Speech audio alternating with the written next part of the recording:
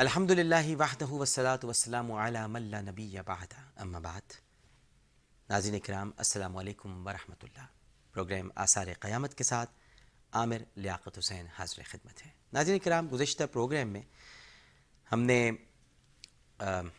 یاجوج ماجوج کا جو ذکر کیا تھا اور دیوار توڑنے کی ان کی جو کوشش ہے اس پر گفتگو کی تھی، اور یہاں پر بات ختم ہوئی تھی کہ یاجوج ماجوج نمودار ہونے کے بعد کیا تباہیاں مچائیں گے اور اس فتنے سے مومنین کو کس طرح سے نجات ملے گی.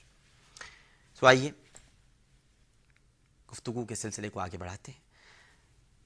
محققین کے مطابق دجال کے قتل سے فراغت کو کچھ ہی عرصہ گزرے گا کہ حضرت عیسیٰ علیہ السلام کو یاجوج ماجوج کے خروج کی خبر ملے گی. یاجوج ماجوج جوق در جوق نکل کر دنیا میں پھیل جائیں گے اور لوٹ مار اور تباہی بربادی مچائیں گے. حضرت عیسیٰ علیہ السلام اس کے سد باب کے لیے نکل پڑیں گے. علامہ جلال الدین سیوطی لکھتے ہیں کہ لوگ امن و چین کی زندگی بسر کر رہے ہوں گے کہ یاجوج ماجوج کی دیوار ٹوٹ جائے گی اور وہ نکل پڑیں گے. صحیح مسلم میں ہے کہ اللہ سبحانہ و تعالیٰ کی طرف سے حضرت عیسیٰ علیہ السلام کو حکم ہوگا کہ وہ مسلمانوں کو کوہ طور کی طرف جمع کر لیں، کیونکہ یاجوج ماجوج کا مقابلہ کسی کے بس کی بات نہیں ہوگی. یاجوج ماجوج اتنی بڑی تعداد میں تیزی سے نکلیں گے کہ ہر بلندی سے پھسلتے ہوئے معلوم ہوں گے. وہ شہروں کو روند ڈالیں گے اور زمین میں جہاں پہنچیں گے تباہی مچا دیں گے، اور جس پانی پر سے گزریں گے اسے پی کر ختم کر دیں گے. بالآخر یاجوج ماجوج کہیں گے کہ اہل زمین پر تو ہم غلبہ پا چکے، آؤ اب آسمان والوں سے جنگ کریں. حضرت عیسیٰ علیہ السلام اور ان کے ساتھی اس وقت محصور ہوں گے جہاں غذا کی سخت قلت کے باعث لوگوں کو ایک بیل کا سر 100 دینار سے بہتر معلوم ہوگا.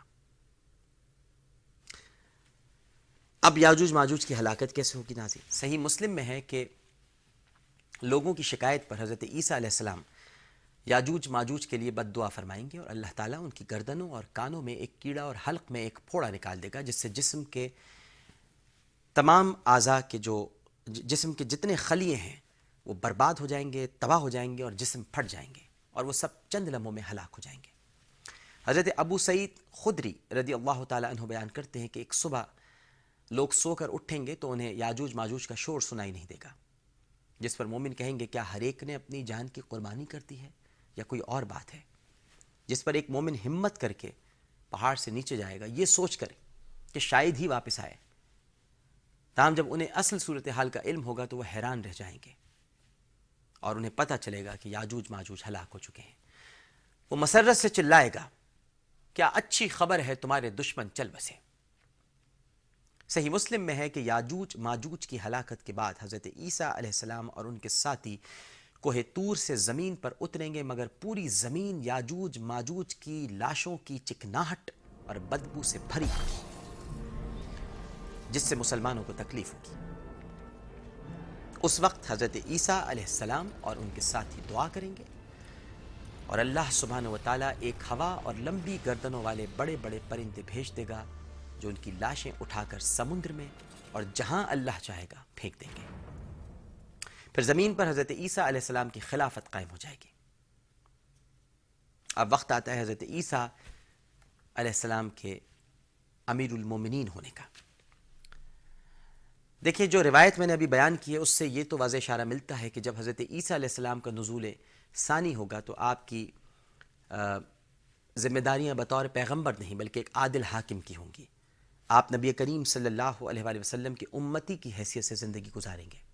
آپ کوئی نئی شریعت بھی نافذ نہیں کریں گے، کیونکہ اسلام آخری دین ہے اور قرآن مجید آخری کتاب، اور نبی کریم صلی اللہ علیہ وآلہ وسلم نبی آخر الزماں ہے.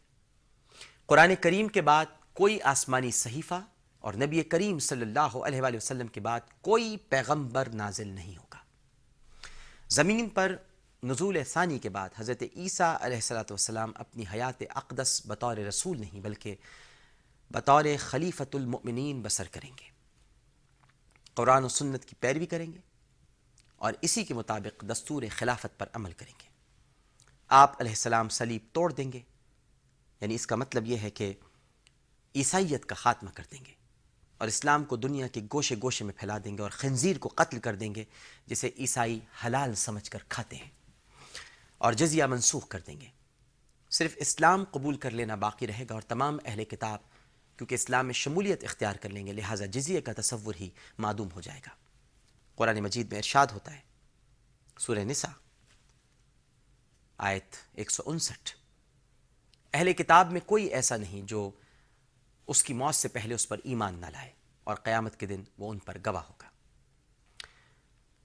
حضرت عیسیٰ علیہ السلام کے نزول ثانی کے بعد آپ کی قائم ہونے والی خلافت کے عہد میں اللہ رب العزت کی طرف سے ہر طرح کی مادی اور روحانی برکات کا نزول ہوگا، مال و دولت اور رزق کی فراوانی ہوگی، اور درہم و دینار کی اس بہتی گنگا میں سے ہاتھ دھونے والا کوئی نہ ہوگا، کوئی حاجت مند اور ضرورت مند باقی نہ رہے گا۔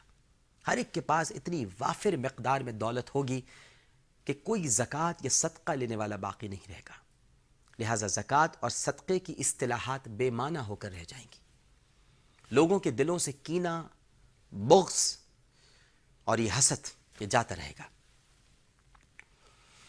40 سال تک نہ کوئی مرے گا اور نہ بیمار ہوگا، ہر زہریلے جانور کا زہر نکال لیا جائے گا، سانپ اور بچھو بھی کسی کو ایزا نہ دیں گے۔ سننے میں عجیب سا لگ رہا ہے، لیکن اللہ کی قدرت ہے ناظرین، شک مت کیجیے گا، شک مت کیجیے گا۔ وہ چاہے تو سوئی کے ناکے سے 1 لاکھ کی فوج گزار دے۔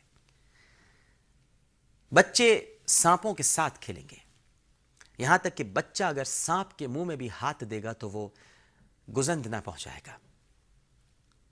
درندے بھی کسی کا کچھ نہ بگاڑ سکیں گے، آدمی شیر کے پاس سے گزرے گا تو شیر نقصان نہ پہنچائے گا۔